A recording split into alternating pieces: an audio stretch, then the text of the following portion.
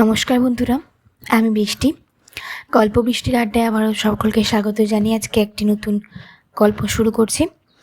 আজকের গল্প হাসির রাজা গোপাল ভাঁড়ের ঠাট্টা বোঝো না। তো চলো শুরু করা যাক হাসির রাজা গোপাল ভাঁড়ের ঠাট্টা বোঝো না। গোপালের পাশা খেলার নেশা ছিল। গোপাল একদিন পাশা খেলতে খেলতে পেটের যন্ত্রণায় ভীষণ কষ্ট পাচ্ছিল। অসম্ভব যন্ত্রণা কাকে বলে? যন্ত্রণায় অস্থির হয়ে সে শুয়ে পড়ে কাতরাতে কাতরাতে বলতে লাগলো, দোহাই মা কালী, এ যাত্রায় আমার যন্ত্রণাটা কমিয়ে দাও। 15 দিনের মধ্যে জোড়া পাঁঠা বলি দেব। কিছুক্ষণ পরে তার পেটের যন্ত্রণার উপশম হলো। গোপাল তখন এক খিলি পান মুখে পুরে দিব্যি খোশ মেজাজে আবার পাশা খেলতে লাগলো।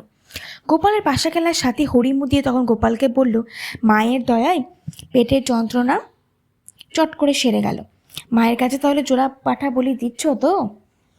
গোপাল পাশা চাল দিয়ে খোশ মেজাজে বলল, পেটের যন্ত্রণা আমার এমনিতেই সেরে যেত। এই ব্যাপারে আর মা কালীর কেরামতি কোথায়? যন্ত্রণায় অস্থির হয়ে কি বলে ফেলেছি সেজন্য আমার জোড়া পাঁঠা বলি দিতে হবে নাকি? মা কালী আমার মাথায় থাক। তারপর গোপাল দিব্যি খোশ মেজাজে পাশা খেলতে লাগলো। কিন্তু কথাই বলে না, ধর্মের কল বাতাসে নড়ে। বেশ কিছুক্ষণ পরে গোপালের পেটের যন্ত্রণা আবার শুরু হলো। এবারকার যন্ত্রণা আগের চেয়েও ভয়ানক।